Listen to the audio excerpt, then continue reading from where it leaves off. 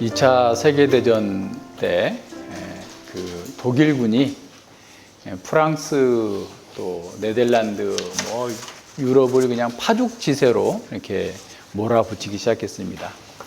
전쟁이 시작된 지 보름도 안 돼 가지고 뭐 프랑스 전역, 네덜란드 다 쓸어가 버려서 얼마나 이 독일군들이 빨리 진격을 하든지 간에 오히려 독일의 그 히틀러의 상황실에서 너무 빨리 가가지고 애들이 어디쯤 있는지를 알 수가 없을 정도로 빨리 진격을 하게 된 거예요. 그러다가 이제 너무 빨리 간다고 히틀러가 스톱! 멈춰! 라고 하는 그 순간에 영국군 33만 명이 살아날 수가 있었어요.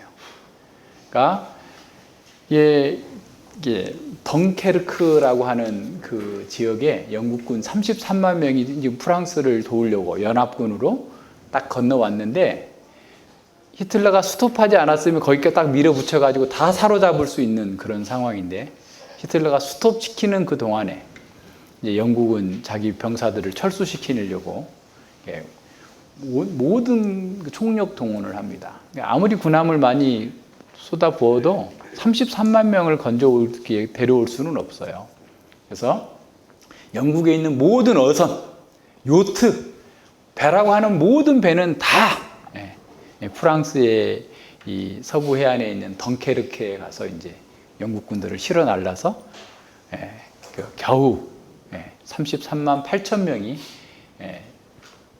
영국으로 다시 돌아와서 이제 살아날 수 있었어요. 그래서 이제 영국에서는 국가의 위기 상태에 있을 때 모든 국민이 다 나서서 그 국가의 위기를 해결하는 방식, 또 해결하기 위해서 힘을 모았던 이런 날을 기념해서 덩케르크 정신이라 뭐 이렇게 하면서 기념한다고 해요. 그러니까 국가의 위기가 있을 때 모든 국민들이 나서서 그 위기를 해결한 그런 하나 좋은 예죠. 우리나라도 IMF가 있을 때 사람들이 국민들이 금 모으기를 해가지고 그래서 금을 모아서 뭐 결혼 반지, 뭐 돌반지, 뭐 무슨 뭐 다 갖다 빼가지고 이제 국가의 위기를 해결하고자 했던 그런 일들이 있는데 이와 같은 위기적 상황에서는 모든 사람들이 함께 움직여야 됩니다.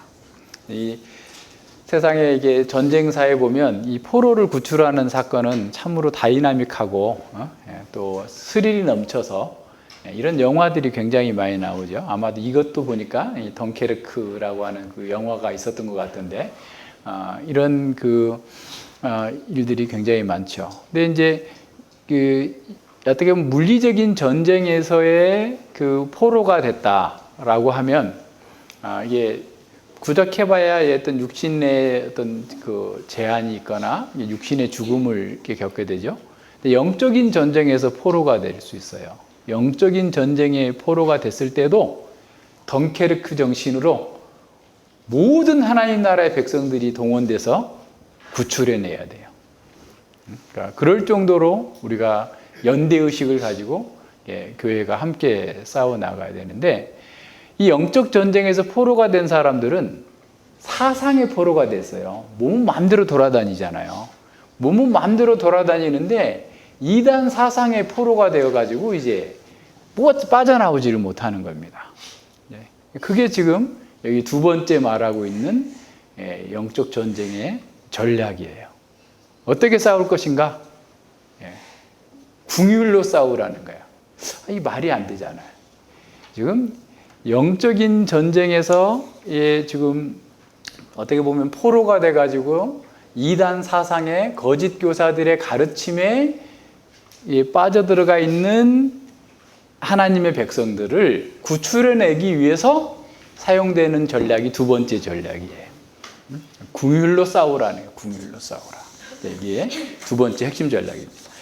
뭐 가만히 생각해 보면 뭐 궁율이 어떻게 핵심 전략일까라고 생각하는데 우선 한번 생각해 보세요.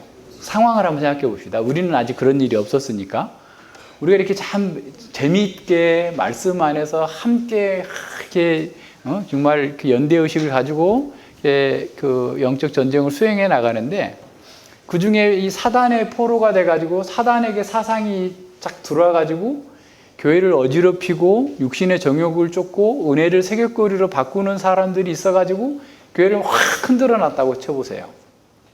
그러면 우리의 일반적인 그 반응은 어떤 거겠어요? 미움이죠, 미움. 아이, 저 지질이 못난 것이 말이지. 우리 공동체를 흔들려고.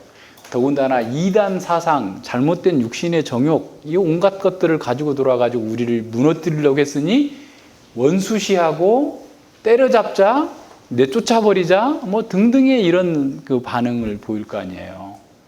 그런데 지금 유다는 그렇게 하지 말고 거짓 교사들에 대해서는 단호하지만 거짓 교사들에게 사상적인 포로가 돼서 지금 헛된 짓을 하고 있는 사람들을 긍휼히 여기는 가운데에서 그들을 구출해내라라는 거예요. 여기 지금 본문의 핵심이 그겁니다. 세 가지 전술이 나와요. 첫 번째는 의심하는 자들. 그러니까 조금 감염이 된 사람이에요. 두 번째는 불에 타버린 부지깽이 같이 돼버린 사람. 이미 이단 사상에 상당히 들어가 버린 사람. 세 번째는 이단 사상이 완전히 들어가지고 거짓 교사처럼 돼버린 거예요. 더러워진 옷을 입은 사람. 의의 옷을 다 던져버리고 이제 아예 이단같이 돼버린 사람. 이런 사람에 대해서 어떻게 구원할 것인가라고 하는 것을 이렇게 가르치고 있습니다. 그래서 자, 이 사람들을 구원하고 또 그들을 건져내는 방식은 긍휼로 싸우는 거다라고 얘기하는 거예요. 근데 사실은 이단 사상에 감염되지 않는 사람에 대해서도, 그러니까 이 세상 사람에 대해서도 우리가 기본적으로 가져야 될 태도가 긍휼함입니다. 그래서 디도서 3장 3절로 7절에 보면, 자, 우리도 전에는 어리석은 자여, 순종치 아니한 자여, 속은 자여, 각색 정욕과 행락의 종노릇한 자여, 악독과 투기로 지낸 자여, 가증스러운 자여, 피차 미워한 자이었으나 우리 구주 하나님의 자비와 사람 사랑하심을 나타내실 때에 우리를 구원하시되 우리의 행한 바 의로운 행위로 말미암지 않고 오직 그의 긍휼하심을 쫓아 중생의 씻음과 성령의 새롭게 하심을 하셨나니 성령을 우리 주 예수 그리스도로 믿어 그리스도로 말미암아 우리에게 풍성히 부어주사 우리로 저의 은혜를 힘입어 의롭다 하심을 얻어 영생의 소망을 따라 후사가 되게 하려 하십니다. 그랬어요. 그러니까 우리가 구원받은 것 자체가 하나님의 긍휼하심이에요. 우리도 세상 사람과 전혀 다를 바 없었던 사람이에요. 세상의 노숙자들이나 뭐 간통꾼이나 뭐 가장 악한 사람들과 전혀 다를 바 없는 그런 사람이었는데 하나님께서 긍휼하심으로 오직 그의 긍휼하심으로 우리의 행위나 우리의 노력으로서는 감당할 수 없었는데 하나님의 긍휼하심 때문에 우리가 구원받고 하나님의 자녀가 되었다. 그러니까 어떻다라는 거예요. 그 세상 사람들에 대해서 배척하거나 그렇게 하지 말라라는 거예요. 자, 거룩한 성도의 그 특징은 어떤 거냐면 과거의 자신의 상태가 어떤지를 잘 아는 사람입니다. 그리고 그 과거의 상태에 근거해서 현재와 미래를 바라볼 수 있는 사람이에요.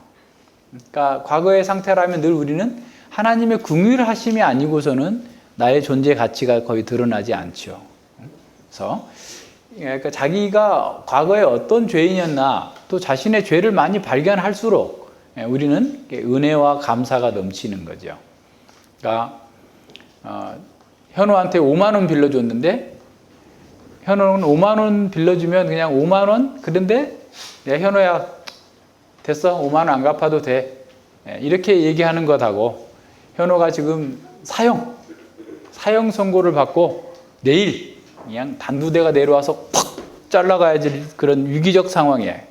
그럼 그 전날 잠도 못 자고 아마 유언을 하거나 뭐 고통스러워할 수 있겠죠. 근데 그때 사면이 됐다고 그러면 어떻게 하겠어요? 얼마나 감사하겠어요, 그죠? 그러니까 우리가 과거에 우리의 죄가 얼마나 심각하고 그 죄로 인한 그 형벌이 얼마나 큰지를 알면 알수록 우리는 그 구원의 은혜에 대해서 감사하게 되는 거죠. 그리고 자신과 같이 죄를 범하고 있는 사람들에 대해서도 긍휼한 마음으로 바라볼 수 있게 됩니다. 자, 우리가 긍휼히 여길 수 있는 사람이 되는 것은 하나님의 전적인 은혜예요. 방금도 나온 것처럼 디도서에서 말씀하고 있는 것처럼 하나님의 긍휼하심을 입었기 때문에 우리가 긍휼히 여길 수 있는 사람이 되는 거예요. 그래서 긍휼히 여긴 자는 복이 있나니 저희가 하나님의 긍휼히 여김을 받을 것이며 그랬잖아요. 그러니까 우리가 이거 무슨 조건으로 있었는 것이 아니라 하나님의 긍휼하심 때문에 우리가 긍휼히 여길 수 있는 자가 됐어요. 그래서 우리는 긍휼히 여기는 사람입니다. 긍휼이라는 게 뭐겠어요? 비참한 상황에 있는 사람이 그 비참한 상황을 벗어날 수 있도록 도와주는 것이 긍휼입니다. 그러니까 그냥 동정하는 것만 가지고선 긍휼이라고 하지 않아요. 그 비참한 상황에서 벗어날 수 있도록 내가 할 수 있는 일을 다 하는 것이 긍휼입니다. 그러니까 예를 들어서 어떤 사람이 굶어 죽어가고 있는데 불쌍하다. 그리고 아무 짓도 안 하면 긍휼한 게 아니에요. 그 사람에게 먹을 걸 갖다 주고 그 아사된 상태에서 벗어날 수 있도록 하는 게 긍휼한 거죠. 그러니까 교회가 지금 해야 될 긍휼함은 저 이단에 빠졌네, 좀 불쌍하네, 잘못된 가르침에 빠져있네 하고 거기서 멈추는 게 아니라 그 사람이 그 자리에서 나올 수 있도록 돕는 일을 하는 것이 긍휼함이에요. 그러니까 이것은 굉장히 수동적인 일이 아니라 역동적인 일이에요. 최선을 다해서 해야만 되는 일입니다. 이제 뒤에 가서 나오지만 불 속에서 들어가서 꺼내와야 되는 상황이에요.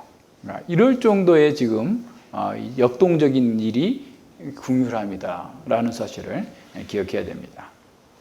그래서 우리는 왜 그렇게 할 수 있느냐? 우리가 긍휼함을 입었기 때문에. 우리가 죄 가운데서 영원한 사망을 당할 수밖에 없었던 존재였는데 예수 그리스도께서 우리를 위해서 죽어주셨고 그래서 우리가 새로운 생명을 얻었고 하나님의 자녀가 되었기 때문에 우리도 누군가를 긍휼히 여길 수 있는 사람이 된 겁니다. 그래서 어떤 사람이 우리를 괴롭게 하고 힘들게 하고 때로는 우리를 배반하고 그렇다 할지라도 그 사람에 대해서 긍휼히 여기는 거예요. 저주하지 않고 긍휼히 여기면서 할 수 있는 한 하나님의 말씀으로 돌아올 수 있도록 우리가 돕는 것이죠. 그래서 긍휼히 여기는 사람은 자신을 비롯해서 다른 사람들을 외모로 보지 않습니다. 이게 중요해요. 그러니까 사람들은 그냥 가난하니까 불쌍해. 또 뭐 하니까 불쌍해. 이런 얘기 많이 하거든요. 근데 우리는 그런 시각에서 벗어나야 돼요. 그럼 잘 살면 안 불쌍해요? 예를 들어서 이건희 회장처럼 돈이 많은 사람 안 불쌍합니까? 불쌍한 거에 똑같아요. 다 긍휼한. 우리는 그 영적인 시각으로 봐야 돼요. 우리 자신부터도. 그러니까 우리 자신부터도 영적인 시각으로 봐야 되는데 우리 자신부터도 영적인 시각으로 안 보니까 자기 연민에 빠지는 거예요. 그냥 그런 거 아니에요. 긍휼히 여기는 사람은 예수님의 마음을 가진 사람이에요. 예수님의 마음으로 다른 사람을 바라보는 거예요. 심령이 가난하고 애통하고 의에 주리고 목마른 사람이 긍휼히 여기는 사람입니다. 그리스도를 만난 사람은 그리스도의 생명을 가진 사람이고 그리스도의 마음을 가진 사람입니다. 그런 사람이 긍휼히 여길 수 있는 사람이에요.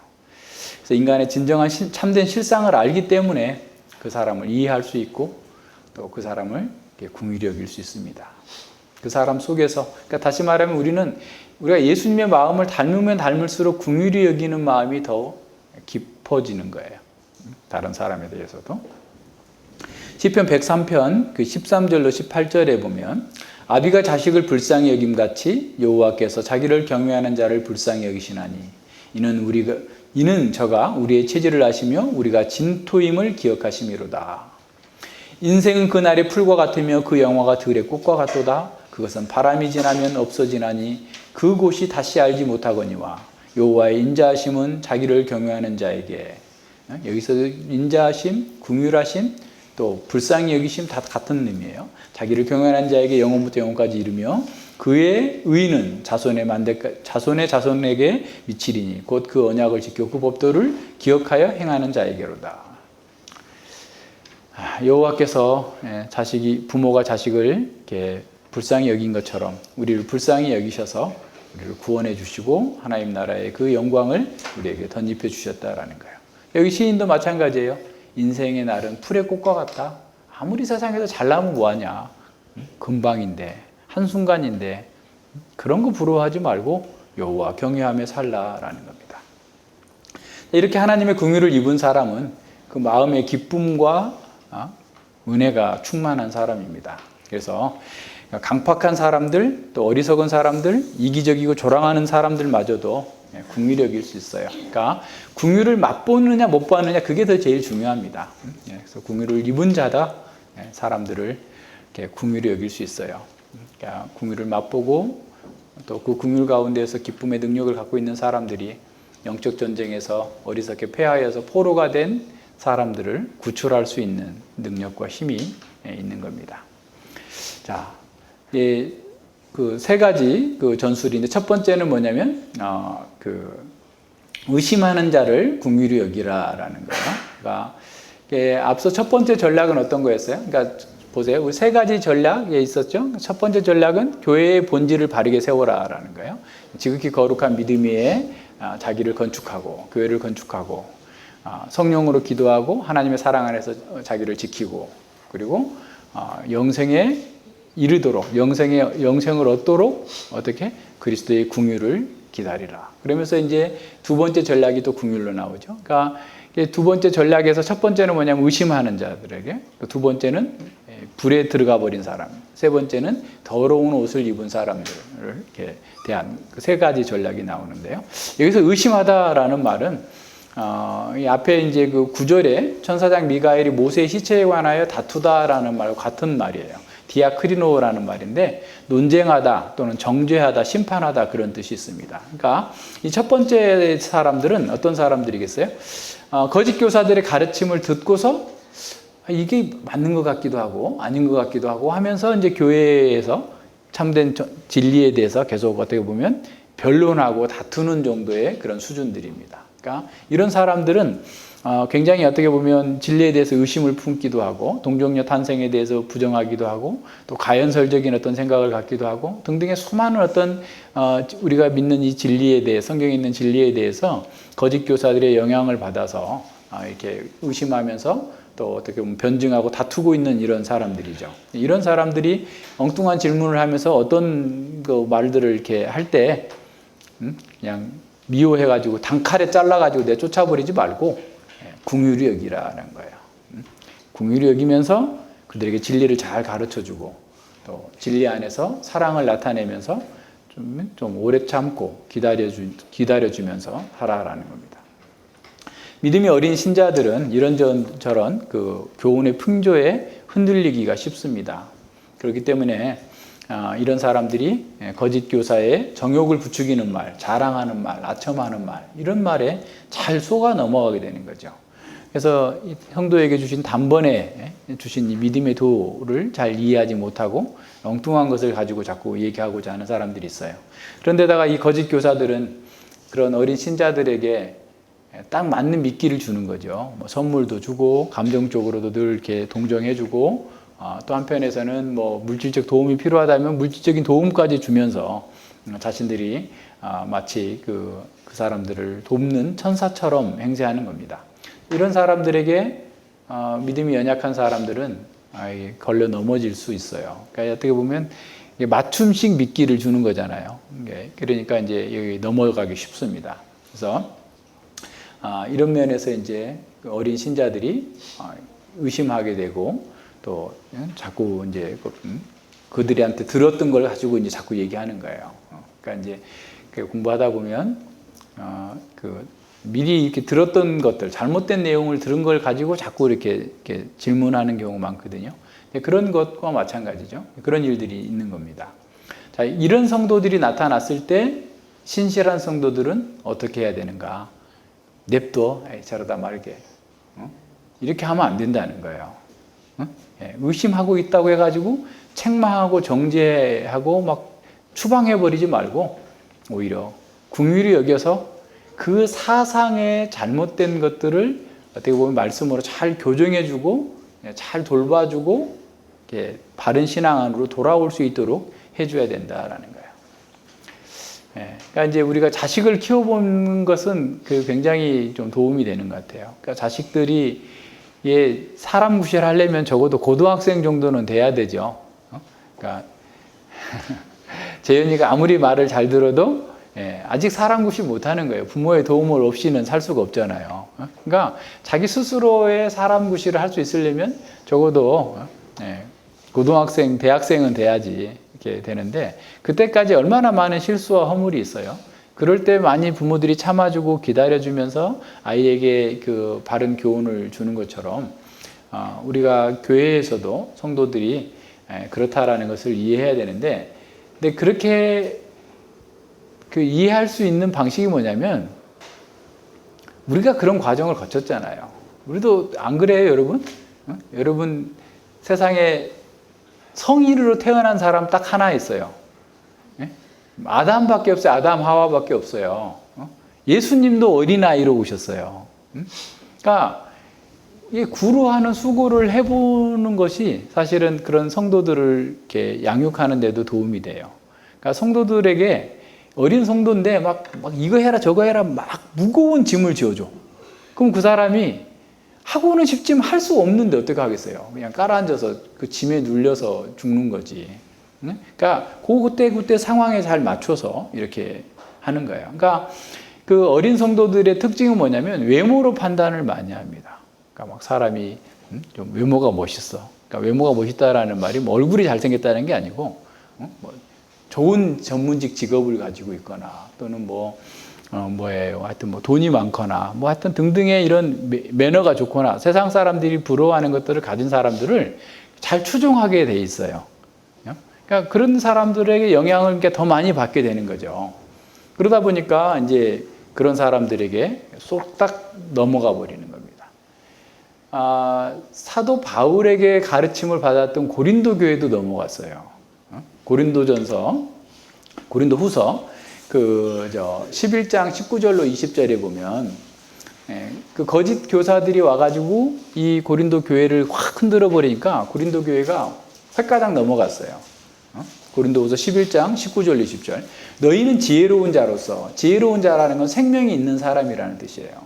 어리석은 자들, 생명이 없는 거짓 교사들을 기쁘게 용납하는구나. 환영하고 있구나. 누가 너희를 종으로 삼거나 잡아먹거나 사로잡거나 자고하다 하거나 뺨을 칠지라도 너희가 용납하는구나. 그러니까 어린 신자들이, 거짓 교사들이 와가지고 사람들을 이렇게 막 대하는데도 아유, 이 사람은 정말 훌륭한 사람이야. 사도 바울이 갖고 있지 못한 그런 게 있잖아. 베드로의 친구래. 예수님을 직접 봤대. 예수님이 5,000명을 먹일 때 거기서 같이 떡 받아 먹은 사람이래. 이런 식의 이 사람들이 외모로 자랑하고 이렇게 하니까 그 진리의 내용은 어떤지 모르고 그냥 거기에 따라 들어간 거예요. 그러니까 이걸 책망하고 있는 겁니다. 분명한 신자인데도 불구하고 하나님의 지혜를 가졌다는 것은 거듭난 생명이 있었음에도 불구하고 이와 같이 잘못된 사람들을 따라가고 용납해 준다라는 겁니다. 자, 그럴 때 너희들은 예수님 믿는 사람 아니야. 나가. 이렇게 하지 말고 어떻게 하라는 거예요? 긍휼히 여기면서 눈 똑바로 좀 떠봐. 예? 이게 진짜인지 저게 진짜인지 제대로 좀 보라고 하면서 말씀으로 가르쳐 줘야 된다는 거예요. 그죠? 그렇게 해서 그 사람이 눈을 뜨고 내가 잘못 봤구나 하면서 진리의 길에 들어설 수 있도록 하라라는 겁니다. 이렇게 하는 것이 하나님 나라를 흥왕하게 하고 사단의 나라를 멸하게 하는 거죠. 사단의 나라에 자꾸 사람을 보태주면 안 되잖아요, 우리는. 사단의 나라에 있는 사람을 끌어오는 게, 구출해내는 게 우리의 목표인데 여기 있는 사람까지 자꾸 사단의 나라로 자꾸 내주면, 물론 그런 내줘야 될 사람도 있어요. 예를 들어서 고린도전서 5장에 보면 자기 어머니 계모와 간음한 사람 사단에게 내주었다. 거짓 교사들 사단에게 내줘야지. 그럼 우리가 그 거짓 교사들 끌어안고 있을 수 없잖아요. 그런 경우 있지만 지금 여기서 얘기하고 있는 것은 신자들이, 교회 성도들이 그렇게 사상적인 포로가 돼서 의심하는 자들에 대해서 긍휼히 여기라는 거예요. 그래서 이제 우리가 정통신앙을 가졌다고 하면서 실수한 사람들에 대해서 너무 모질게 대하고 책망하고 그러면 누구도 우리 옆에 있지 못할 겁니다. 그러니까 우리는 좀 정통신앙을 가졌으니까 정통적인 따뜻함, 긍휼함을 가지고 있어야 돼. 그러니까 진리는 긍휼함 속에 있을 때의 감동이 있어요. 그러니까 진리가 차갑게 고슴도치처럼 그냥 옆에 접근할 수 없게 만드는 것은 그건 진리의 한 오류입니다. 잘못 받은 거예요. 그래서 잘 생각해 보세요. 예수님처럼 정통인 분이 어디 있어요? 근데 예수님은 절대 표준으로 사셨음에도 불구하고 죄인들을 용납하셨어요. 죄인들에게 복음을 전하시고 죄인들을 불쌍히 여기시고 긍휼히 여기셨어요. 그래서 우리가 어떤 사람을 돕는다고 또 그런 의심하는 자들을 돕는다고 하면서 너무 정죄감이 들게 하고 또 자신은 마치 완전한 선생인 것처럼 그 사람에게 이렇게 그 자기의 어떤 생각이나 이런 것들을 강요하게 된다면 오히려 역효과가 날 수 있죠. 그래서 이런 면에서 그렇게 하면 안 됩니다. 그래서 이제 잘 분별해야 돼요. 그러니까 이게 계속해서 지금 유다서는 계속 우리의 분별력을 계속 요구하고 있어요. 그러니까 거짓 교사들에 대한 분별력, 성도들에 대한 분별력, 교회에 대한 분별력, 역사에 대한 분별력을 계속 좀 우리에게 가르치고 있습니다. 그래서 사람들에게 대해서도 잘 감당할 수 있도록. 그래서 처음에는 우리가 잘 몰랐다가도 이게 이제 뭐 목회자들도 그러잖아요. 처음에는 뭐 개혁신학 얘기하고 뭐 이렇게 하니까 또 요즘에 개혁신학을 얘기하는 사람도 별로 없는데 그렇게 얘기하면 굉장히 친하게 지내고 이렇게 지내다 보는데 지나다 보면은 자꾸 어떻게 보면 이 사람이 너무 교만하구나. 이 교만함은 내가 고칠 수 없잖아요. 그죠? 지식이 부족한 사람은 고칠 수 있을지 모르지만 교만한 건 하나님의 은혜에 속한 거기 때문에 교만한 사람은 못 고치니까 자연스럽게 내가 그냥 이렇게 연락 안 하고 안 만나고 이렇게 하는 것이 있는데 우리가 좀 더 밝게 보이게 되면 사람들과 함께 하지 않게 되잖아요. 그래서 뭐 미숙한 사람들도 처음에는 그럴 수 있어요. 우리도 그랬듯이 잘 몰라서 그냥 이 사람 저 사람 이렇게 가르치는 대로 따라가 보다가 때가 돼서 영적인 눈이 밝아지면 분별하고 나옵니다. 안 따라가죠. 소경이 소경을 따라가는 거지 눈 뜬 사람은 소경을 안 따라가는 거예요. 그러니까 이런 면에서 잘 생각해야 됩니다. 그래서 그 사람이 정확한 영적인 분별력을 갖도록 긍휼히 여기면서 계속해서 그에게 필요한 도움을 주는 것. 이것이 첫 번째 전략이에요. 두 번째 전략은 이미 불에 빠져 들어가 버린 사람들이에요. 그 사람을 구조해내는 겁니다. 그러니까 이 거짓 교리를 이제 믿고 더 깊이 빠진 사람이죠. 그러니까 굉장히 위급한 상황입니다. 그래서 그런 사람을 급하게 끌어내라라고 하는 그런 말씀이에요. 그래서 실제로 불장난이 하고 있는 거죠. 하나님의 은혜를 새곡고리로 만들어 버리거나 또 그런 사람들과 함께 어울리고 있거나 또 미혹된 사람들이 이렇게 하는 짓을 따라서 그냥 이렇게 불나방처럼 그렇게 따라 나가는 사람들이죠. 그것이 얼마나 치명적인지 모르고 그렇게 하고 있기 때문에 급하게 따라 나가서 구원해놔요. 소돔과 고모라가 불타려고 하는데 롯의 가족들은 지금 빨리 나와야 될 판에 지금 열일 제껴놓고 지금 뭐 이렇게 타고 나와야 되는데 자꾸 미련이 있어가지고 안 나오니까 막 천사가 손을 끌어잡아서 당겨가지고 나오잖아요. 천사가 당겨가지고 나오면 빨리 가라. 이렇게 가야 되는데 안 가고 미적거리다가 그냥 산으로 가야 되는데 옆에 소알성으로 간 거예요. 오늘 오후에 이제 롯에 대해서 우리가 조금 공부할 텐데요. 롯에 대해서 다시 이렇게 보니까 굉장히 시사하는 바가 많아요. 우리 자신과 또 우리 자녀의 교육과 또 이 바른 교회 공동체에 속해 있다라는 것이 무엇인지를 아주 잘 보여주고 있어요. 중국 분들한테 숙제를 내주고서 내가 숙제를 하고 있어요. 내가 다음 4월 달에 중국에 가서 당신들 각 장을 한 장을 2문장에서 5문장으로 다 요약해라. 숙제 내주고 왔거든요. 1월 달에. 숙제 내주고 왔으니까 그 사람들 요약하다가 분명히 또 물어볼 거라고. 왜 롯은 그와 같이 행동했나요? 아브라함은 왜 그랬나요? 이삭은 왜 그렇게 에서에게 축복하려고 했나요? 이거 물어볼 거잖아요. 그러니까 내가 공부를 미리 하고 가야지 또. 그래서 내가 다음에 와서 가르쳐 줄게요. 그러면은 교사의 권위가 떨어지잖아. 그러느라고 내가 창세기를 요새 공부하고 있는데 너무 좋아요.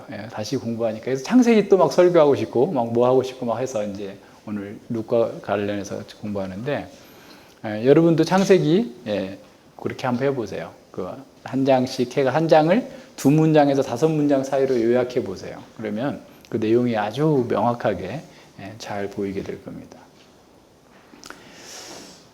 이 롯처럼 말이에요. 빨리 끌어내야 되는 그런 상황. 논리적으로 설득이 안 돼 이때는. 그죠? 뭐 선은 이렇고 후는 이러니까 이래야 된다. 이렇게 할 상황이 아니에요, 지금. 소방관들이 막 가서 나와야 된다고 막 설득해가지고 나와요? 그냥 들쳐매고 나오는 거죠. 좀 그와 같은 상황이에요. 그와 같은 상황입니다. 그래서 빨리 이렇게 끌어내라. 사도 바울이 갈라디아서 그 1장 6절에서 9절에서도 그와 같은 방식으로 지금 갈라디아 교회를 불 가운데서 건져내고자 하는 그런 갈급함이 보여요. 그리스도의 은혜로 너희를 부르신 이를 이같이 속히 떠나 다른 복음을 쫓는 것을 내가 이상히 여기노라. 여기서 이상히 여긴다라는 말은 내가 깜짝 놀라서 죽을 지경이다. 어떻게 하면 그럴 수가 있느냐. 지금 이런 표현이에요.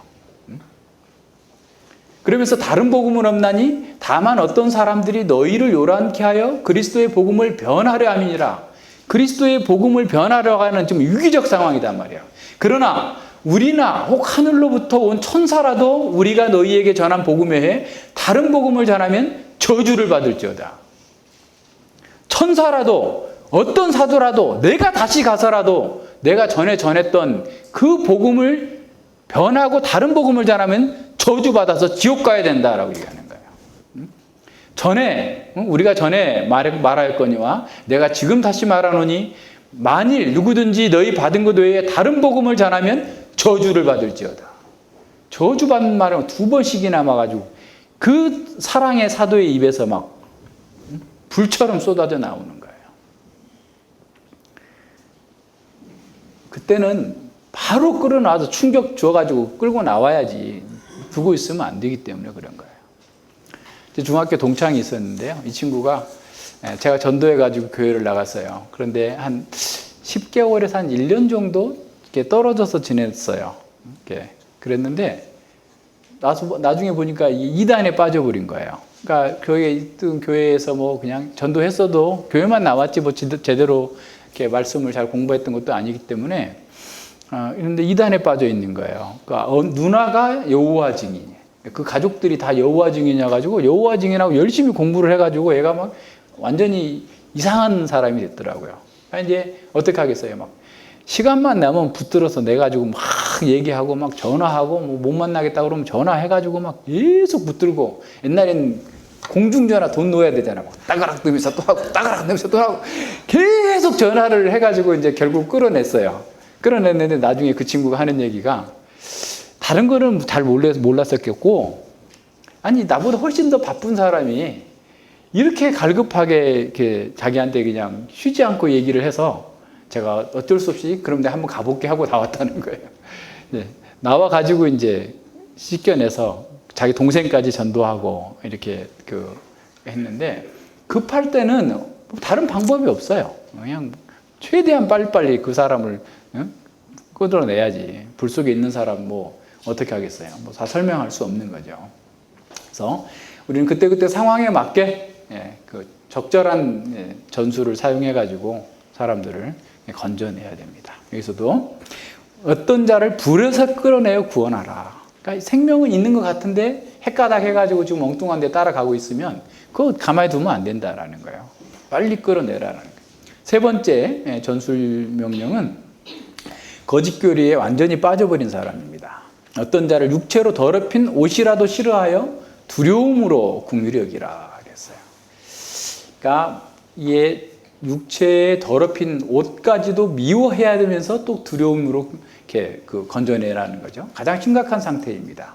왜냐하면 육체로 더럽힌 옷을 입었다라는 것은 이미 지금 거짓 교사들과 동일한 세계관 속에 들어가 버렸다라는 거예요.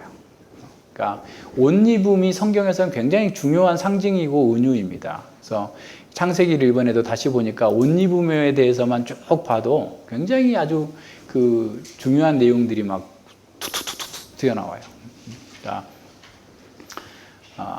그래서 이렇게 봤는데 창세기 2장의 옷 입음, 3장의 옷 입음, 예.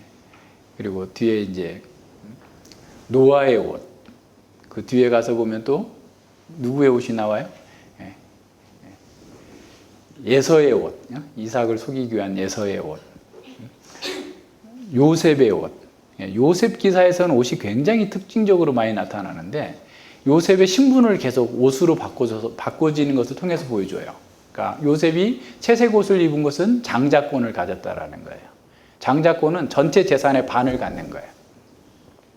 그러니까 두 몫을 갖는 거예요. 그 다음에 보디발에 때 팔려가가지고 옷 벗겼다는 거죠. 팔려가가지고 종이의 옷을 입었어요. 근데 종이의 옷을 입다가 그 가정 총무의 옷을 입었어요. 가정 총무의 옷을 보디발이 아내한테 빼앗겨 버렸어요. 그 총무의 직에서 박탈당한다는 의미예요. 그리고 나서 이제 감옥에 가서 감옥의 옷을 입었겠죠. 그리고 나중에 바로의 옷을 입어요. 그리고 나중에 자기 형제들한테 또 옷을 선물해 줘요. 근데 그냥 옷을 그냥 옷 없으니까 옷 한 벌 가져가셔. 이게 아니고 그들이 애굽의 최고의 존귀한 자의 가족이다라는 그들의 신분이 상승됐음을 보여주는 거예요. 여기서 더러운 옷은 뭐냐? 거짓 교사들과 동일한 행동, 삶의 패턴을 가지고 있는 자들이라는 거예요. 그러니까 심각한 상태예요, 이거는.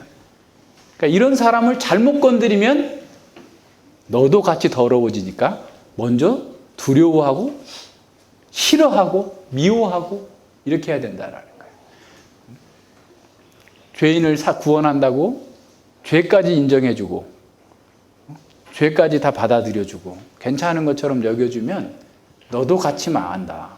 그러니까 이게 죄에 빠진 사람들은 그냥 내가 그냥 호기 있게 다 구원할 수 있어 하면서 그냥 가가지고 얘기하다가 자기가 더 이단 괴수가 되어버린 사람들이 있어요. 예, 성경에 이런 것들이 굉장히 많이 나와요. 우리 스스로도 한번 잘 생각해 보세요. 그래서 이제 육체에 더럽힌 옷을 입었다라는 것은 거의 이단 괴수와 동일한 생각에 완전히 사로잡혀 있어가지고 이 보통 수준의 노력으로 빼올 수 없는 상황이에요. 그러니까 보세요. 복음서에서 나오는 천사들은 다 흰옷을 입었어요. 흰옷은 정결과 승리를 상징해요. 예수님 변화산에서 흰옷을 입으셨죠. 그리고 요한계시록에 가면 장로들 흰옷을 입고 찬양하죠. 그리고 성도들이 세마포 옷을 입고 흰옷을 입고 깨끗한 옷을 입었다라고 나와요. 사대교회 요한계시록 3장 4절에 보면 사대교회에 그 옷을 더럽히지 아니한 자 몇 명이 있으니 몇 명이 내게 있어 흰옷을 입고 나와 함께 다니리니. 더럽힌 옷과 흰옷 비교하고 있죠. 더럽힌 옷은 이미 사단에게 거짓 교사에게 완전히 먹혀버렸다. 이런 정도의 상황인 거예요. 이런 면들을 잘 생각해 봅니다. 그래서 더러운 옷은 입은 사람들은 메리스와 같은 전파력이 강한 전염병이에요. 그래서 아무나 무턱대고 가서 그를 구출해내려다가 오히려 사로잡힐 수 있으니까 조심하라는 거예요. 그런 사람들은 복음을 교묘하게 해석해서 육신의 정욕을 부추기고 권위를 업신여기고 강팍한 말로 다른 사람들을 원망과 불평을 태어내며 자기 이익을 위해서 자랑하고 아첨하는 이런 자들이에요. 그러니까 이런 자들을 내가 구원하기 위해서 복음의 조건을 낮추거나 죄에 대해서 지적하지 않거나 그렇게 되면 교회가 망하게 되는 거죠. 자, 그들의 더럽힌 옷은 미워해야 돼요. 근데 그걸 더럽힌 옷까지 사랑하는 사람이 있어요. 불교의 절에 가가지고 합장하고 뭐 웃자고 저자고 했는데도 장로야 여전히. 교회가 망한 거예요, 그거는. 우리가 죄인은 긍휼히 여길 수 있지만 그들이 행하는 그 더러운 행실, 잘못된 사상 회개할 수 있도록 강력하게 지적해주고 복음을 선언해야 됩니다. 따라서 그런 사람들에게 아무나 접근할 수는 안 되죠. 전문적인 훈련을 받은 사람들이 가서 그 일을 할 수 있습니다. 그래서 메리스 걸린 사람들은 메리스 병동을 따로 만드는 것처럼, 그죠? 예. 우리나라 군대가 특수부대를 이렇게 양성하는 것도 특수부대들만 할 수 있는 그런 고난도 그런 그 임무가 있기 때문에 그런 일을 이렇게 그렇게 훈련을 하는 거죠. 적진 깊숙이 침투해서 요인을 꺼내 온다거나 또 어떤 임무를 수행하기 위해서 특수부대를 키우는 것처럼 예, 다른 사람들을 이렇게 더러워진 사람들을 이렇게 구원하는 일은 쉬운 일이 아닙니다. 그래서 이렇게 그것을 조금 함부로 하려고 나서면 안 돼요. 그러니까 말씀을 가르치고 또 그 사람의 신앙을 상담하는 것도 이제 겉으로 보면 쉬운 것처럼 보여요. 누구나 다 할 수 있는 일이니까. 그런데 막상 해보면 전문적인 신학 교육을 받고 또 말씀의 어떤 분별력이 있지 않으면 어려워요. 그 해서는 함부로 하려고 해서 나서면 안 됩니다. 오히려 이단에게 영향을 받아서 이단적인 가르침 앞에서 오히려 분별력이 없으니까 넘어가게 되는 겁니다. 이단들 중에는 또 신학을 안 했는데도 얼마나 그렇게 또 어떻게 보면 성경을 막 그럴듯하게 풀어가는 사람들이 얼마나 많은지 몰라요. 그러니까 다 교만한 자들이 그렇게 하는 거예요. 하다 보면, 그러니까 그 신학 과정 거치면 되잖아요. 정상적인 신학을 잘 배우고 자기가 하겠다고 하면 그렇게 하면 되는데 그게 안 하는 거죠. 그러니까 이런 부분들을 잘 생각해야 됩니다. 그래서 여기 세 번째 전술에서는 거짓 가르침에서 아주 깊숙이 빠져버린 사람들을 섣불리 교정하고자 그렇게 하면 안 된다는 거예요. 두려움 가운데 그들의 더러운 옷을 싫어하고 미워하고 두려움 가운데에서 긍휼히 여기는 거예요. 긍휼히 여기는 거야. 왜냐하면 정말 불쌍하잖아요. 지옥 갈 텐데 영원한 사망을 당할 것인데 불쌍하니까 긍휼히 여기는 거예요. 그러니까 어떤 사람들도 뭐 지난번에도 어떤 분이 와가지고 뭐 그분은 어때요? 그분은 뭐 그분하고 다시 교제할 의사가 없나요? 이렇게 묻는데 제가 그분 불쌍한 사람입니다. 하나님의 말씀에 이런 부유함을 놓치고 사람들을 의지하고 이상한 짓을 하고 있으니 정말 불쌍한 사람이에요. 그래서 저는 그 정도에서 그칩니다. 라고 얘기를 하고 말았는데 안 돼요. 그래서 우리는 잘 분별해서 해야 됩니다. 사도행전 19장에 보면 에베소에서 바울이 복음을 전하다가 막 수많은 기적들이 일어나니까 마술사가 어떤 유대인 출신 마술사 제사장 아들들이 내가 바울이 전하는 예수의 이름으로 명하노니 귀신아 나올지어다. 그러니까 귀신이 들린 사가 오히려 일어나가지고 막 두들겨 패고 옷 다 뺏겨가지고 이렇게 하는 것처럼 우리가 어설프게 뭘 알아가지고 누군가를 돕는다고 하다가 그 사람이 더 세니까 우리가 옷을 벗긴 것, 또 옷도 벗기는 것도 또 다르죠. 우리의 신분, 거룩한 신분마저도 빼앗길 수도 있다는 말이에요. 그러니까 그런 면에서 조심해야 된다는 거예요. 자, 심지어 바울은 디모데 목사에게도 이렇게 말씀합니다. 디모데전서 5장 22절인데요. 아무에게나 경솔히 안수하지 말고 다른 사람의 죄에 간섭하지 말며 내 자신을 지켜 정결하게 하라 그랬어요. 아무에게나 경솔하게 안수하지 말라. 그러니까 말을 신중하게 하라는 그런 말 이야기보다 여기서는 이제 직분자를 경솔하게 세우지 말라. 교회가 직분자가 필요하다고 그래가지고 준비도 안 됐는데 사람이 검증도 안 됐는데 직분자를 당장 세워놨더니 교회가 이제 엉뚱한 데로 가버리더라 이런 거예요. 그러니까 사실 우리가 신중해야 될 때 좀 조급해질 때가 있어요. 또 어떻게 보면 깊이 생각해야 될 때 너무 쉽게 결정해버리는 경우가 있습니다. 그래서 어떤 일을 재촉하다가 평생에 어떤 후회하는 그런 결정을 하지 말고 좀 깊이 생각하고 이렇게 하면 좋은데 깊이 생각해야 될 때는 건 안 하고 또 쉬운 거는 또 너무 골똘하게 생각하다가 또 엉뚱한 데로 가기도 하고 하는데 이런 거죠. 교회에 어떤 사람이 오면 우리는 그 사람을 조금 더 이렇게 지켜봐야 돼요. 지켜보고서 이런 저런 처방을 내려야 되는데 너무 성급하게 처방을 내려가지고 우리 그동안에 실패를 봤잖아요. 우리는 이게 좋은 거 알아. 근데 상대방 그게 좋은지 어쩐지 모르는 거예요.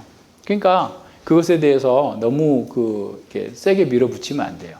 그러니까 병원에 가서도 딱 갔으면 의사니까 전문가니까 이렇게 아파요. 그러면 그렇군요 하고 딱 해가지고 그냥 딱 처방전 내줘서 딱 나오면 되는데 무슨 소변 검사해라, 무슨 피 검사해라, 뭐 해라, 무슨 검사해라, 하니까 귀찮잖아요. 의사가 실력도 없나? 왜 이렇게 하나? 이런 생각하게 되잖아요. 왜냐면 검사비가 더 들어. 이렇게 이러면서. 근데 그렇게 검사를 해야, 예? 그렇게 해서 받은 처방이 훨씬 더 우리가 신뢰할 수 있는 거잖아요. 어떤 사람들에 대해서도 우리가 그렇게 할 필요가 있어요. 지금 바울 사도가 얘기하고 있는 게 바로 그런 겁니다. 또 다른 사람들에 대해서, 죄에 대해서 간섭하지 말라. 뭐 너무 그냥 이 사람 저 사람 이렇게 뭐 오지랖이 넓어가지고 이런저런 일들 간섭하고 또 내가 다 그 사람을 책임져야 될 것처럼 이렇게 하면 안 되는 거예요. 그러다 보면 불미스러운 일이 발생하게 되는 거예요. 그러니까 페이스북에도 보면 목사들끼리 막 서로 싸우고 이단이네 뭐네 고소하네 어쩌네 막 그러고 있어요.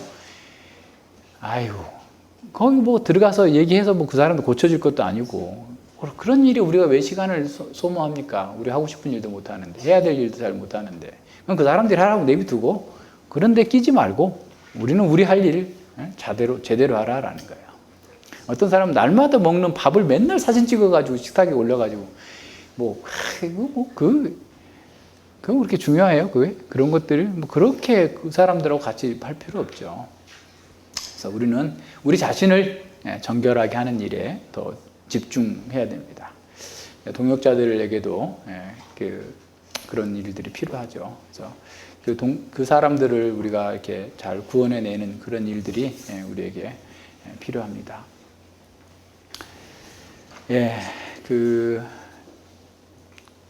디도서 3장 10절로 11절에 보면 이단에 속한 사람을 한두 번 훈계한 후에 멀리하라. 이러한 사람은 내가 아는 바와 같이 부패하여 스스로 정죄한 자로서 죄를 짓느니라 그랬어요. 그러니까 그렇게까지 빠진 사람들한테는 훈계하고 그 다음에 멀리 해야지.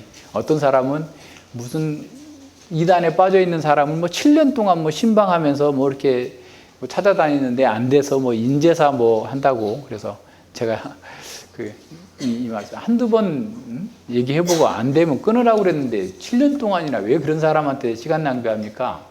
당신 공부하셔야지. 그랬는데 안 되는 일을 하지 말아야 돼요. 하나님 말씀대로 해야지. 자, 예수님의 제자는 사람들의 영혼을 긍휼히 여기는 사람입니다. 팔복에서 제자의 성품 중에 의에 줄이고 목마른 자는 복이 있나니 라고 하고 난 다음에 긍휼히 여기는 자가 나와요. 그러니까 참된 제자의 긍휼은 의로운 의가 있는, 자기에게 의가 없다라는 사실을 알고 그래서 하나님으로부터 의를 입은 사람이 긍휼을 아는 거죠. 참된 제자는 긍휼을 바탕으로 하지 않는 그런 정의나 긍휼이 바탕되지 않는 그런 율법, 긍휼이 바탕되지 않는 그런 종교를 거부합니다. 제자는 하나님께서 자신을 불쌍히 여겨주셨기 때문에 자신도 이웃을 불쌍히 여기는 마음으로 사는 사람이죠. 제자는 말과 행동, 자신의 재산과 지위, 자신의 달란트와 기회, 모든 것을 이용해서 긍휼을 드러내고 실천하는 사람입니다. 이렇게 긍휼을 흘려보내도록 더 많이 긍휼을 흘려보낼수록 그는 더욱더 하나님의 부유한 긍휼을 누리게 됩니다. 지극히 작은 자에게 베푼 그 긍휼이 주님을 섬기는 그 섬김이 됩니다. 약한 자들을 강하게 하고 영적으로 방황하는 자들을 바로잡아주고 낙심한 자들을 일으켜 세워주며 거짓 교사들에게 미혹된 자들을 끌어내는 사람이 참된 제자입니다. 이런 구조사역은 교회의 공동체에 주어진 사명이자 특권입니다. 형제들아, 너희 중에 미혹하여 진리를 떠난 자를 누가 돌아서게 하면 너희가 알 것은 죄인을 미혹한 길에서 돌아서게 하는 자가 그 영혼을 사망에서 구원하며 허다한 죄를 덮을 것이니라 그랬어요. 야고보가 말씀한 것처럼 우리의 구조 활동은 힘들지만 이렇게 복된 일입니다. 형제 사랑과 책선, 선을 격려하는 것, 책선은 형제가 죄에서 벗어나서 하나님의 은혜 안에서 살도록 인내하면서 진리를 가르쳐주고 기도하는 것입니다. 형제를 사랑하는 가장 복되고 아름다운 일은 복음 진리를 더 분명하게 깨닫고 그 안에서 복을 누리도록 도와주는 겁니다. 토마스 왓슨 목사님은 이렇게 말씀하셨어요. 여러분은 자비로운 긍휼히 여기는 사람이 되기 전에 먼저 새 사람이 되어야 합니다. 여러분 스스로가 그리스도의 제자가 되기 전에, 지체가 되기 전에 그리스도의 지체를 도울 수가 없습니다. 내가 그리스도의 지체여야만 그리스도의 지체를 도울 수 있다는 거죠. 하늘의 시민권을 가진 사람이 땅에서 허우적대는 사람들을 궁일히 여길 수 있습니다. 세상을 부러워하는 사람이 세상을 궁일히 여길 수 없죠. 세상을 궁일히 여기는 자는 정말 세상을 떠난 사람, 세상의 삶을 초월한 사람입니다. 궁일히 여기는 사람은 자기 자랑을 하지 않습니다. 궁일히 여기는 사람은 강팍한 말, 불평과 원망, 자랑과 아첨하는 말로 사람들을 선동하지 않습니다. 궁일히 여기는 사람은 자기가 아니라 하나님과 형제들의 유익, 교회의 유익을 위해서 일합니다. 궁일히 여기는 사람은 우는 자들과 함께 우는 사람입니다. 궁일히 여기는 사람은 오래 참는 가운데에서 형제가 다시 하나님과 화목되도록 지혜롭게 섬기는 사람입니다. 궁일히 여김으로 형제를 구출하는 자가 하나님의 통치에 참여할 수 있습니다. 섬기는 자가 왕이 됩니다. 참된 통치는 섬김을 통해서 주어집니다. 섬김으로 하나님의 통치에 참여하는 길은 그렇게 쉽고 간단하지 않습니다. 때로는 매우 어렵고 힘든 길이죠. 하지만 종말에 그리스도와 함께 온 세상을 통치하게 될 것입니다. 그래서 우리가 열망하는 것은 섬김의 자리에서 도망가려는 것이 아니라 우리의 열망은 죄에서 도망치는 것이고 다른 사람을 압제하려는 우리의 부패된 죄성에서 도망치는 것이어야 돼요. 궁율은 하나님 나라에 속한 사람들의 마음의 가장 중요한 특징입니다.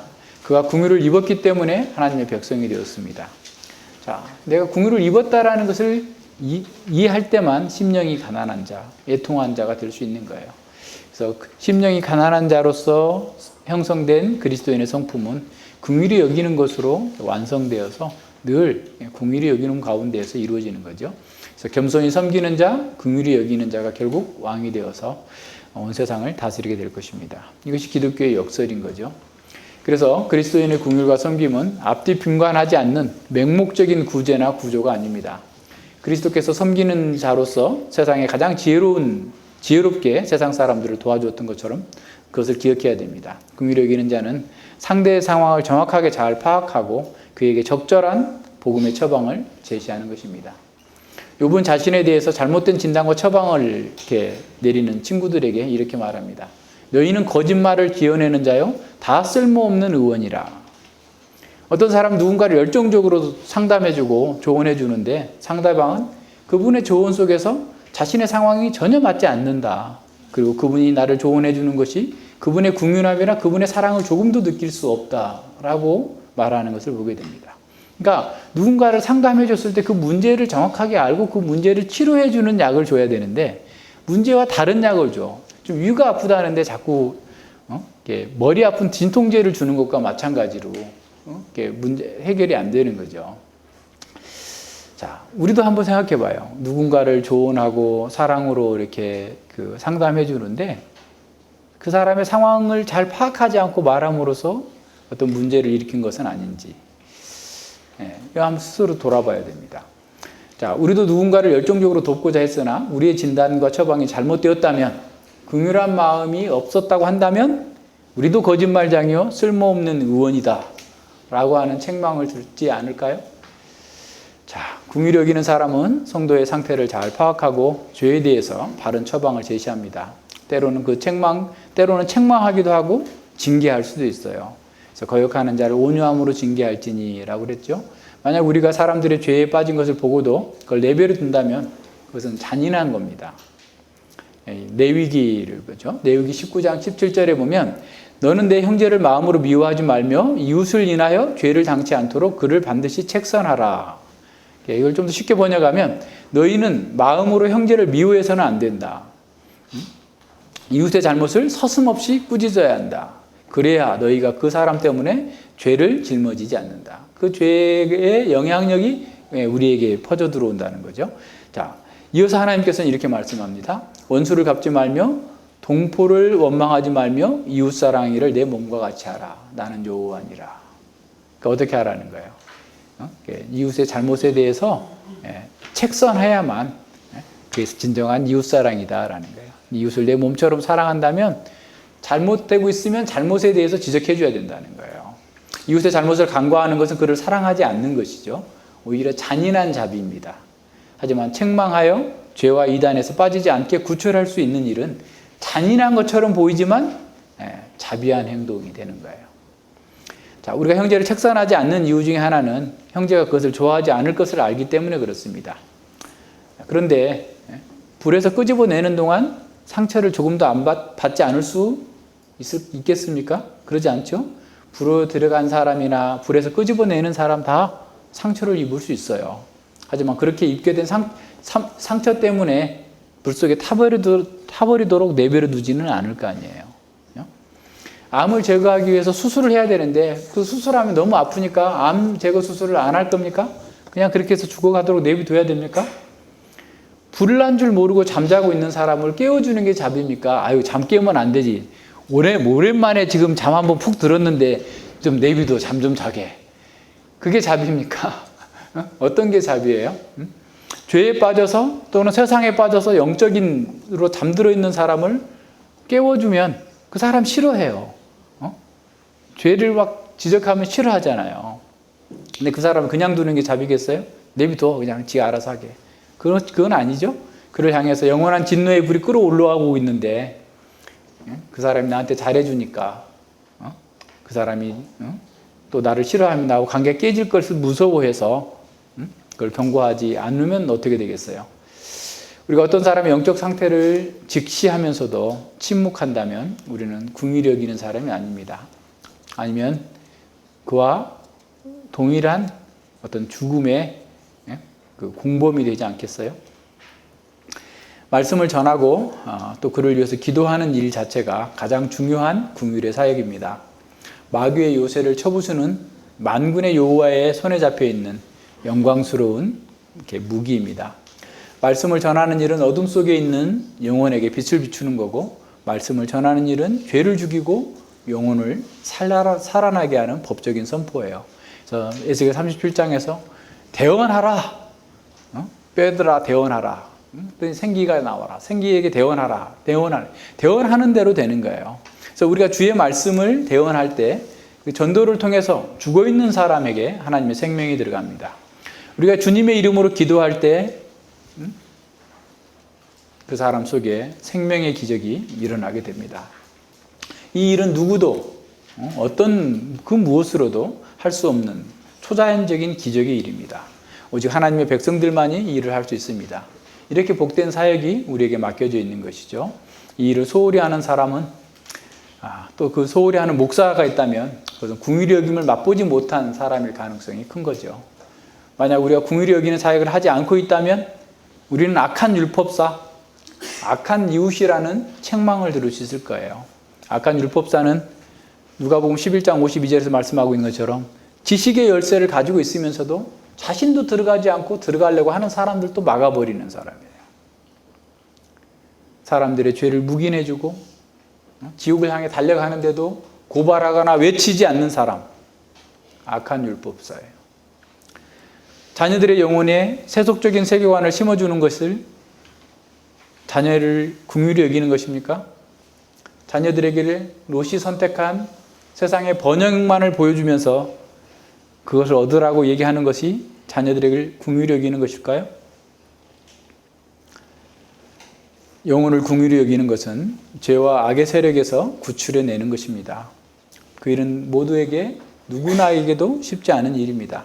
지혜가 필요하고 불 속으로 뛰어 들어가야 할 만큼 용기가 힘이 있어야 됩니다. 지혜가 있어야 됩니다. 심각한 더러움에 빠진 자를 끌어낼 수 있으려면 전문적인 식견과 능력이 필요합니다. 궁휼은 상대방이 스스로 할 수 없는 것을 내가 대신 짊어지는 것일 수도 있어요. 주님의 궁휼함이 그 심령 속에 불타는 사람과 공동체가 바로 다른 사람들을 궁휼히 여기는 이 복음을 전할 수 있습니다. 일은 매우 힘들고 또 수많은 반대를 무릅쓸 수 있어요. 세상은 금송아지를 원하기도 하고 또 더해서 꿀신을 원해. 달콤한 말을 해달라, 부드러운 말을 해달라라고 합니다. 그들은 자신들의 가장 깊은 상처를 건드리지 말라라고 얘기합니다. 그들에게 복음을 전하는 것은 어떤 면에서 아픈 상처에 소금을 뿌리는 거예요. 따갑죠? 괴롭게 하는 것이죠. 그들에게 복음을 전하는 것은 정말 힘든 일입니다. 그러므로 우리가 궁휼을 품고 전하는 그 메시지 속에서도 수많은 반대들을 예상해야 됩니다. 오히려 그런 비판적인 반응이 없다면 우리가 진정한 우리의 메시지에 진정한 소금이 빠져 있다는 증거일 수 있어요. 악한 신자들은, 악한 목사는 진정으로 도움이 필요한 양들을 모른 척합니다. 버려둡니다. 악한 신자들은 잃어버린 양을 찾는 것이 아니라 양들의 재산을 찾는다라는 말이 있어요. 악한 목사는 잃어버린 양을 찾는 게 아니라 양들이 갖고 있는 재산을 찾는다라는 거예요. 그들은 궁유를 여기기 때문에 설교하는 것이 아니라 돈 때문에 설교하는 거예요. 수많은 방식으로 우리 적용할 수 있어요. 부모를 궁유를 여기기 때문에 부모를 돌보는 것이 아니라 부모의 유산을 탐해서 부모를 돌보는 사람. 어떤 성도에게 정말 그 진정한 유익을 위해서 도와주는 것이 아니라 자기 이익을 위해서 도와주는 사람들이 있는 거죠. 상대의 영혼의 안전과 유익이 아니라 자기 의를 세우기 위해서 하는 사람. 그것도 사실은 하나님께서는 다 보고 알고 계세요. 그런 사람들에게는 긍휼함이 없습니다. 그들은 형제의 명예와 양심을 짓밟으면서도 양심에 꺼리낌 없이 그냥 함부로 말하고 행동하는 것이죠. 자, 긍휼히 여기는 일은 우리 모두에게 필수적인 일입니다. 그렇다면 어떻게 그 일을 잘 감당할 수 있을까요? 먼저 우리의 마음과 우리 공동체에 영적인 CCTV를 달아놓고 감시해야 돼요. 네. CCTV를 딱 보고 있으면 정현인의 차가 있는지 없는지, 은혜의 차가 아직 주차장에 남아있는지 안 남아있는지 내가 다 확인할 수 있어요. 우리 마음에 CCTV를 한번 단다고 생각해 보세요. 내 마음이 지금 어느 쪽으로 움직이고 있는가? 내 마음을 감시하고 있는. 우리 공동체 안에도 CCTV가 달려있다. 물론 하나님은 다 보고 계세요. 근데 우리는 못 보니까 한번 의식적으로 그렇게 한번 생각해 보자 말이에요. 우리 공동체 안에 이렇게 앞에 나와 있던 이런 거짓 가르침을 전하는 사람은 없는지, 거기에 의심하는 자, 그래서 의심에 빠진 사람은 없는지, 거기에 불 속에로 들어간 사람 없는지, 더럽혀진 옷은 입고 있는 사람이 우리 가운데 활보하고 있는 것은 아닌지 이렇게 감시해 보자는 겁니다. 그래서 우리 마음속에서 나오는 수많은 이런 죄된 욕망들이 입 밖으로 나오지 못하도록 미리 사전에 막아내야 되겠죠. 특별히 우리는 하나님의 영광을 담지한 성도들의 명예를 훼손하는 말을 하지 않도록 아주 주의해야 됩니다. 그 사람들을 세워줘야 되죠.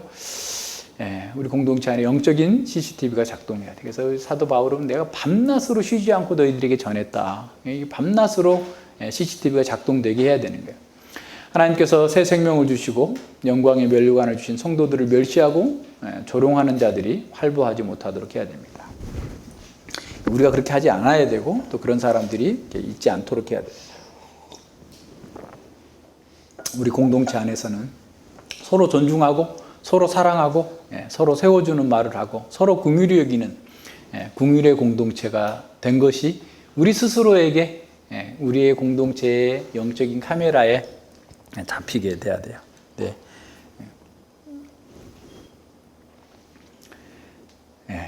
그래서 예수님의 긍휼이 우리의 심령에 불타올라서 서로를 긍휼히 여기는 그런 사랑이 가득하기를. 하나님의 긍휼이 우리 안에 넘쳐날 때 우리는 계산하지 않습니다.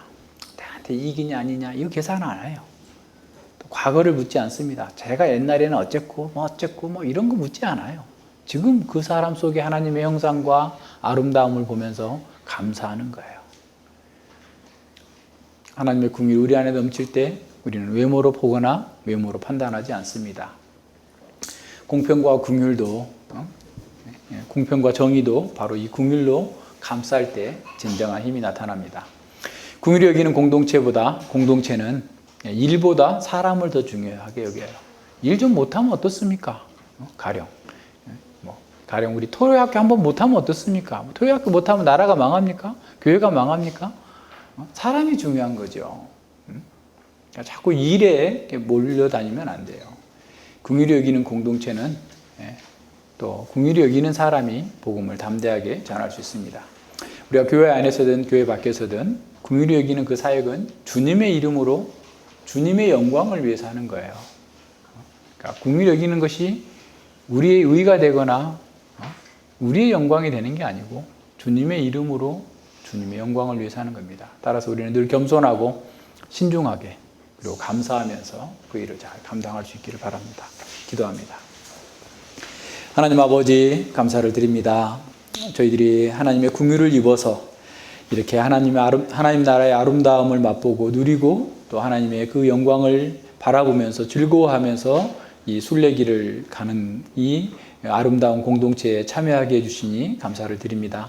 그러나 이러한 공동체를 시기하는 세력이 있으니 바로 사단이 수많은 거짓 교사, 잘못된 사상을 우리 가운데 집어넣어서 우리 중에 많은 사람들이 때로는 포로가 될 수도 있고 넘어지게 될 수도 있고 또는 상처를 입게 될 수 있는 데까지 나아갈 때 우리가 어떻게 그들을 살피고 하나님 나라의 전쟁을 수행해 나가며 그들을 구출해 낼 수 있을지를 말씀을 통해서 가르쳐 주시니 진실로 감사를 드립니다. 저희들이 이 하나님의 말씀들을 우리 마음판에 잘 새기고 참으로 긍휼한 마음으로 그리스도의 마음으로 그러한 성도들을 잘 보듬고 또 그들을 인내하면서 끝까지 또 책임지어서 구출해내는 아름다운 공동체가 되어질 수 있도록 함께하여 주시옵소서. 그래야 해서 저희들이 하는 그 모든 긍휼의 사역을 통하여서 그리스도의 영광이 드러나고 그리스도의 나라가 더 흥왕해질 수 있기를 원하며 날마다 그 일을 위해서 기도하고 우리에게 주어진 일들을 잘 감당할 수 있도록 함께하여 주시옵소서. 감사드리며 예수님 이름으로 기도드립니다. 아멘.